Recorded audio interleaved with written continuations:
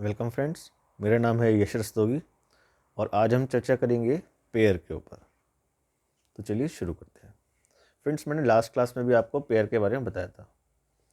Pair का मतलब who page, जो पे करे वो पेयर। तो चलिए इसके बारे में कुछ डिस्कशन करते हैं। मान लीजिए आपने बैंक में एफडी कराई है, ठीक है। तो मान लीजिए 10 लाख की एफडी है और 1 लाख रुपये आप 10% के हिसाब से बैंक ने आपको इंटरेस्ट दिया है। तो एक लाख रुपये उसने इंटरेस्ट दिया, ठीक है। टीडीएस उसने 10% के हिसाब से काट दिया, 10,000, ठीक है। तो वो आपको क्या करेगा, टीडीएस सर्टिफिकेट इशू करेगा, ठीक है। तो वो क्या है, पेयर है। सिमिलरली कोई कंपनी है, ठीक है, आप वहाँ पे एम्प्लॉई हैं, ठीक है। अब कंपनी जो है, कंपनी आपकी सैलरी पे टीडीएस काटेगी। तो टीडीएस काट के वो आपको सैलरी पे करेगी।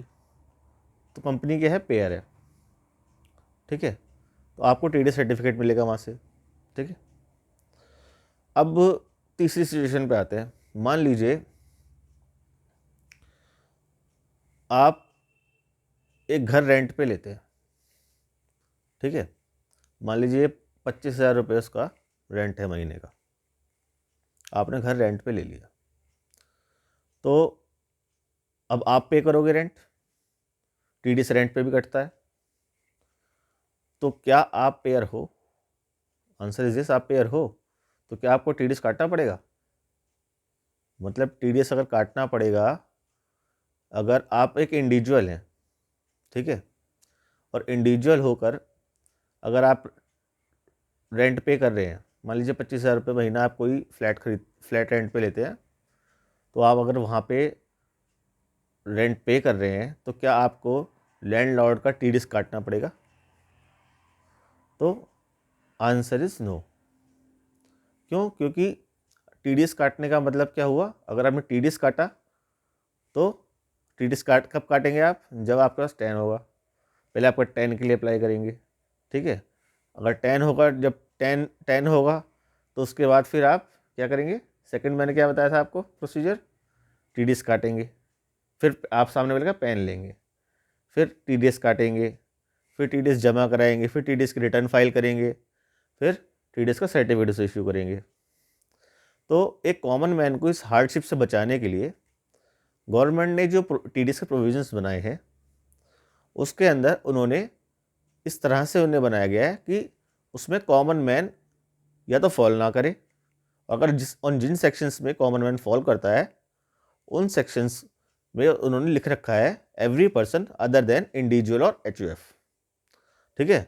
एचयूएफ का मतलब होता है हिंदू अनडिवाइडेड फैमिली। इसके बारे में हम चर्चा बाद में करेंगे, ठीक है। तो इंडिविजुअल एचयूएफ जहाँ पर भी फॉल करते हैं, वहाँ पर गवर्नमेंट ने उन्हें सेव किया हुआ है कि भाई उन्हें हार्डशिप ना हो, इन सब प्रोसीजर्स में 10 के टीडीएस के प्रोसीजर्स में ना पड़ना पड़े, इसलिए उनको सेव करते हुए गवर्नमेंट ने इस तरह के प्रोविजंस बनाए हुए हैं। एक्सेप्ट कुछ सेक्शंस ऐसे हैं जहाँ पर इंडिविजुअल को भी काटना पड़ता है, ठीक है। उसकी चर्चा भी हम बाद में करेंगे। अच्छा, दूसरी बात ये, इंडिविजुअल एचयूएफ भी काटेंगे अगर उनका पिछले साल में टैक्स ऑडिट रिक्वायर्ड है। मतलब टैक्स ऑडिट उन्हीं लोगों का होता है जिनको हम कहते हैं बड़े लोग, मतलब व्यापारी लोग, जिनका last year tax audit required था। मतलब उनकी टोटल सेल जो होगी वो 1 करोड़ से ज़्यादा की होगी, ठीक है। तो हमने क्या पढ़ा आज कि पेयर क्या है, ठीक है। होप आपको समझ में आया होगा। Thank you.